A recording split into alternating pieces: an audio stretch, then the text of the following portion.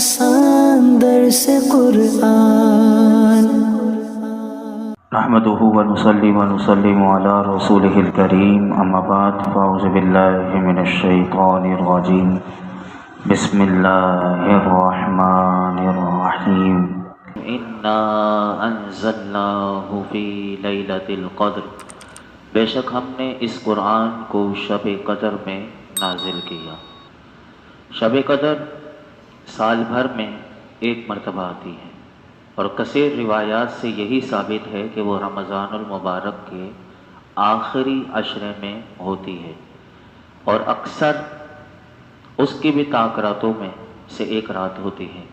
بعض علماء کے نزدیک رمضان المبارک کی 27 رات جو ہوتی ہے، 27ویں شب جو ہوتی ہے وہ شب قدر ہوتی ہے، اور یہی حضرت امام اعظم ابو حنیفہ رضی اللہ تعالیٰ عنہ سے بھی مروی ہے۔ شب قدر کو پوشیدہ کیوں رکھا گیا؟ اس کی ویسے تو بہت سی وجوہات ہیں، میں 4 عرض کر دوں، اسی میں آپ کو سمجھ میں آ جائے گی۔ امام فخر الدین رازی رحمۃ اللہ تعالیٰ علیہ فرماتے ہیں کہ اللہ تعالیٰ نے شب قدر کو چند وجوہ یعنی وجوہات کی بنا پر پوشیدہ رکھا ہے۔ نمبر 1، جس طرح دیگر اشیاء کو پوشیدہ رکھا، مثلا اللہ تعالیٰ نے اپنی رضا کہ اس کی رضا کس میں ہے، تو اس نے اپنی رضا کو اپنی اطاعتوں میں پوشیدہ فرمایا، یعنی اپنی رضا کو اطاعتوں میں پوشیدہ فرمایا تاکہ بندے ہر نیکی میں، ہر اطاعت میں رغبت حاصل کریں۔ اپنے غضب کو گناہوں میں پوشیدہ فرمایا تاکہ بندے ہر گناہ سے بچتے رہیں۔ اپنے ولی کو لوگوں میں پوشیدہ رکھا تاکہ سارے لوگوں کی تعظیم کریں، صرف ایک بندے کی نہیں، ہو سکتا ہے اللہ کا ولی ہو، تو اپنے بندوں میں ولیوں کو چھپایا۔ دعا کی قبولیت کو دعاؤں میں پوشیدہ رکھا تاکہ وہ سب دعاؤں میں مبالغہ کریں، ہر وقت دعا مانگے بندہ، کہ صرف ایک وقت دعا مانگنے میں وہ آ گیا باقی چھوڑ دے، ایسا نہیں۔ اسی طرح اسم اعظم کو اپنے تمام اسما میں سے پوشیدہ رکھا تاکہ اللہ کے جتنے نام ہیں وہ سب اسما کی تعظیم کریں۔ نماز وسطیٰ کو نمازوں میں پوشیدہ رکھا، 5 نمازوں میں سے درمیانی نماز جس کا قرآن نے کہا اس کی حفاظت کرو، 5 نمازوں میں سے، تاکہ لوگ پوری 5 وقت کی نمازوں کی پابندی کریں تاکہ نماز وسطیٰ بھی اسے مل جائے۔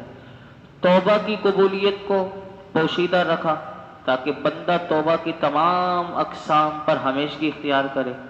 موت کا وقت پوشیدہ رکھا تاکہ بندہ ہر وقت ڈرتا رہے کہ پتہ نہیں اسی وقت میں مر جاؤں، اگلے لمحے مر جاؤں، کوئی پتہ نہیں کسی وقت بھی موت آ جائے، تو اس لیے موت کو بھی پوشیدہ رکھا۔ اسی طرح شب قدر کو بھی پوشیدہ رکھا تاکہ لوگ پورے رمضان کی تمام راتوں کی تعظیم کریں۔ ایک وجہ تو یہ میں نے عرض کر دیا۔ دوسری وجہ گویا کہ علماء فرماتے ہیں، اللہ تعالیٰ ارشاد فرماتا ہے اگر میں شب قدر کو معین کر دیتا یعنی بتا دیتا کہ یہ رات ہے، اور یہ کہ میں گناہ پر تیری جرت کو بھی جانتا ہوں، اگر کبھی شہوت تجھے اس رات میں گناہ کے کنارے نہ چھوڑتی اور تو گناہ میں مبتلا ہو جاتا تو تیرا اس رات کو جاننے کے باوجود پھر گناہ کرنا لا علمی کے ساتھ گناہ کرنے سے زیادہ سخت ہوتا، تو پھر تیری پکڑ بھی زیادہ سخت ہوتی، تو اس لیے پوشیدہ رکھا تاکہ لوگ گناہ سے بھی بچیں اور اس رات کی بھی قدر کر کے پھر اس رات کی عظمت کو سمجھتے ہوئے کم از کم اس رات تو گناہ سے انسان بچے۔ تیسری وجہ پھر فرمایا کہ میں نے اس رات کو پوشیدہ رکھا تاکہ شرعی احکام کا پابند بندہ اس رات کی طلب میں محنت کرے اور اس پر محنت کا ثواب کمائے۔ چوتھی وجہ شب قدر کو جب بندے کو شب قدر کا یقین حاصل نہ ہوگا، ہو سکتا ہے 21ویں ہو، 23ویں، 25ویں، 27ویں، 29ویں، پہلی رمضان سے لے کے آخری ہر رات میں وہ ڈھونڈے گا، تو فرمایا وہ رمضان کی ہر رات میں اس امید پر اللہ کی اطاعت کی کوشش کرے گا، ہو سکتا ہے یہی رات شب قدر ہو اور وہ ایک رات پر تقیہ کر کے بیٹھ نہیں جائے گا بلکہ وہ ہر رات اس کے لیے شب قدر بن جائے گی اگر وہ قدر کرنے والا بن جائے گا۔ پھر آگے ارشاد فرمایا وما ادراک ما لیلۃ القدر لیلۃ القدر خیر من الف شہر۔ اللہ فرماتا ہے تجھے کیا معلوم کہ شب قدر کیا ہے؟ پھر خود ہی بتا دیا کہ شب قدر 1000 مہینوں سے بہتر ہے۔ شب قدر کے عظیم فضائل اب اللہ تعالیٰ نے بیان شروع کیا۔ اس کا پہلی فضیلت یہ بیان کی کہ شب قدر ان 1000 مہینوں سے بہتر ہے کہ جو شب قدر سے خالی ہوں، یعنی جو رات شب قدر سے خالی ہو اس رات، یعنی وہ 1000 مہینوں سے بہتر وہ رات ہے۔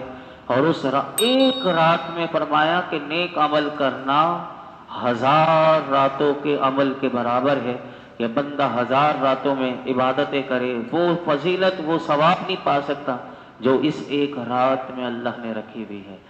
حضرت مجاہد رضی اللہ تعالیٰ عنہ سے مروی ہے کہ نبی کریم صلی اللہ علیہ وسلم نے بنی اسرائیل کے ایک شخص کا ذکر فرمایا کہ جس نے 1000 مہینے اللہ کی راہ میں جہاد کیا۔ 1000 مہینے، آپ اندازہ لگائیں ان کی عمریں کتنی بڑی بڑی ہوتی تھی۔ یعنی حضور نے اپنے صحابہ کو ایک دفعہ بتایا کہ بنی اسرائیل میں ایک شخص ہے کہ جس نے 1000 مہینے اللہ کی راہ میں جہاد کیا۔ مسلمانوں کو اس سے تعجب ہوا تو اللہ نے یہ قرآن کی آیت نازل کر دی، انا انزلناہ فی لیلۃ القدر وما ادراک ما لیلۃ القدر لیلۃ القدر خیر من الف شہر۔ بے شک ہم نے اس قرآن کو شب قدر میں نازل کیا، اور تجھے کیا معلوم کہ شب قدر کیا ہے؟ شب قدر 1000 مہینوں سے بہتر ہے۔ اسی طرح حضرت انس بن مالک رضی اللہ تعالیٰ عنہ، ان سے روایت ہے کہ اللہ کے محبوب علیہ الصلوۃ والسلام نے ارشاد فرمایا کہ اللہ نے میری امت کو شب قدر کا تحفہ عطا فرمایا، اور ان سے پہلے کسی اور کو یہ رات عطا نہیں ہوئی۔ مفتی نعیم الدین مراد آبادی رحمۃ اللہ تعالی علیہ آپ فرماتے ہیں اللہ تعالیٰ کا اپنے حبیب علیہ الصلوۃ والسلام پر کرم ہے، اور حضور کے امتی فرمایا کہ شب قدر کی ایک رات عبادت کریں تو ان کا ثواب پچھلی امتوں کے 1000 ماہ عبادت کرنے والوں سے بھی زیادہ ہو جاتا ہے۔ ان کی عمریں زیادہ تھیں لیکن یہاں اللہ نے دیکھیے کیسا مرتبہ بڑھا دیا۔ ایک رات کرنے اللہ، اب زندگی میں کتنی بار بندے کو ہر سال رمضان آتا ہے، اب آپ اندازہ لگائیں کہ وہاں 1000 مہینہ اس نے اگر زندگی میں 1100 یعنی برس کی عمر بھی پائی اور 1000 مہینہ اللہ کی برس راہ میں رہا، لیکن حضور کی امتی پر کتنا کرم ہے جہاں کیلکولیشن ختم ہو جاتی ہے۔ بندہ کیلکولیشن بھی نہیں کر سکتا کہ اگر اسے ہر سال شب قدر نصیب ہو جائے تو بتائیے اس کا کیا، اس کے نامہ اعمال میں کتنا اجر و ثواب بڑھ جائے گا۔ اور مفتی احمد یار خان نعیمی رحمۃ اللہ تعالی علیہ اس مقام پر اسی آیت کے تحت بڑی زبردست بات لکھتے ہیں۔ آپ فرماتے ہیں اس آیت سے 2 فائدے حاصل ہوئے۔ نمبر 1 یہ کہ بزرگ چیزوں سے نسبت بڑی ہی مفید ہے۔ شب قدر کی یہ فضیلت قرآن کی نسبت سے ہے، کیونکہ اللہ نے بتا دیا کہ شب قدر کو یہ عظمت قرآن کی وجہ سے۔ اصحاب کہف کے کتے کو، ان اصحاب کہف جو تھے ان بزرگوں سے منسوب ہو کر اس کتے کو بھی دائمی زندگی عزت نصیب ہوئی۔ تو فرمایا دوسرا یہ کہ تمام آسمانی کتابوں سے قرآن شریف افضل ہے، کیونکہ توریت انجیل کی تاریخ کے نزول کو یہ عظمت نہیں ملی، یہ قرآن کو عظمت ملی۔ تو یہاں سے پتہ چلا کہ اللہ رب العالمین نے یہ جو بزرگ چیزوں سے نسبت اگر ہو جائے اور ہماری نسبت حضور سے ہے تو آپ اندازہ لگائیں کہ کتنی یعنی اس میں عظمت ہے۔ پھر اللہ رب العالمین نے شب قدر کی دوسری فضیلت آگے کیا بیان کی، سنیے۔ فرمایا تنزل الملائکۃ والروح فیہا باذن ربہم من کل امر سلام ہی حتی مطلع الفجر۔ اس رات میں فرشتے اور جبریل اپنے رب کے حکم سے ہر کام کے لیے اترتے ہیں۔ یہ رات صبح طلوع ہونے تک سلامتی ہے۔ شب قدر کی دوسری فضیلت یہ بیان کی اللہ تعالیٰ نے کہ اس رات میں فرشتے آتے ہیں، فرشتوں کی ایک پوری جماعت آتی ہے۔ کس کے ساتھ؟ جبریل امین کے ساتھ۔ اور جبریل امین ان فرشتوں کو لے کر آتے ہیں اور اپنے رب کے حکم سے ہر اس کام کے لیے جو اللہ تعالیٰ نے اس سال کے لیے مقرر فرمایا۔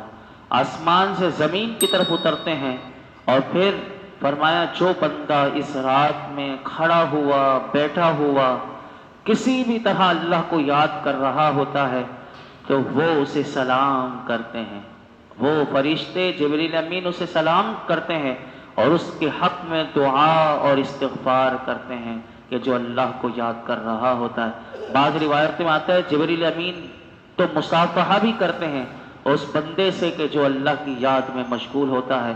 اور حضرت انس رضی اللہ تعالیٰ عنہ سے روایت ہے کہ رسول اللہ صلی اللہ علیہ وسلم نے ارشاد فرمایا کہ میرے آقا علیہ الصلوۃ والسلام ارشاد فرماتے ہیں جب شب قدر ہوتی ہے تو حضرت جبریل فرشتوں کی جماعت میں اترتے ہیں اور ہر اس کھڑے بیٹھے بندے کو دعائیں دیتے ہیں کہ جو اللہ کا ذکر کر رہا ہو۔ اب آپ بتائیے کہ کتنی یعنی وہ عظمت والا بندہ ہے اللہ کا جو اللہ کو یاد کرے، اس کو دعائیں دینے کے لیے فرشتے آ رہے ہوتے ہیں۔ یا تو بندہ کچھ صدقہ کرتا ہے تو دعا ملتی ہے تو کیسے کلیجے کو ٹھنڈک مل جاتی ہے کہ میرے کو کسی نے دعا دی، یا کوئی بزرگ دعا دے، کوئی مرشد دعا دے، ماں باپ دعا دیتے تو بندے کو کتنی ایک خوشی ہوتی ہے کہ میرے ماں باپ نے۔ اب یہاں دیکھیے حضور کے امتیوں کو جو اللہ کو یاد کریں، فرمایا فرشتے انہیں دعائیں دیتے ہیں، ان کے حق میں استغفار کرتے ہیں۔ اللہ ہمیں ان راتوں کی قدر عطا فرمائے۔ اور فرمایا کہ شب قدر کی تیسری فضیلت یہ ہے سلام ہی حتی مطلع الفجر، کہ یہ رات صبح طلوع ہونے تک سراسر بلاؤں اور آفتوں سے سلامتی والی رات ہے۔ تو یہ اس کی عظمت ہے۔ اللہ رب العالمین ہم سب کو قرآن حکیم کا نور اور اس کا فیضان عطا فرمائے، قرآن کی بھی قدر عطا فرمائے، اور قدر والی راتوں کی بھی اللہ ہمیں قدر عطا فرمائے، اور یہ زندگی کی جو سانسیں باقی ہیں اللہ ہمیں اس کی بھی قدر عطا فرمائے۔ الحمدللہ رب العالمین، والصلاة والسلام علی سید الانبیاء والمرسلین وعلی آلہ واصحابہ اجمعین۔ یا اللہ پاک جو کچھ سنایا اس میں کوئی غلطی کوتاہی ہو معاف فرما دے، اپنی بارگاہ میں قبول اور مقبول فرما دے، اسے ہماری بخشش اور نجات کا ذریعہ بنا دے، ہماری قبر کے مولائی کریم نور بنا دے، ہم مولائی کریم کل میدان محشر میں اس قرآن کا ساتھ نصیب فرما، اس قرآن کی شفاعت نصیب فرما، اپنے پیارے محبوب کی شفاعت نصیب فرما، تیرے پیارے محبوب کا سچا غلام بنا، حضور کا عشق نصیب فرما یا رب العالمین، ہر قسم کے گناہوں سے بچنے والا بنا، ہمارے ماں باپ کی ساری امت مسلمہ کی بے حساب مغفرت فرما، ہمارے رزق دسترخوان کو وسیع فرما، حلال طیب آسان روزی عطا فرما، زندگی میں اپنے سوا مرتے دم تک کسی لحاظ سے کسی کا بھی محتاج نہ کرنا۔ آج تک جتنی دعائیں کی ہیں آئندہ کریں گے، اللہ ہماری تمام دعاؤں کو قبول فرما۔ وصلی اللہ تعالی علی خیر محمد وعلی آلہ وصحبہ۔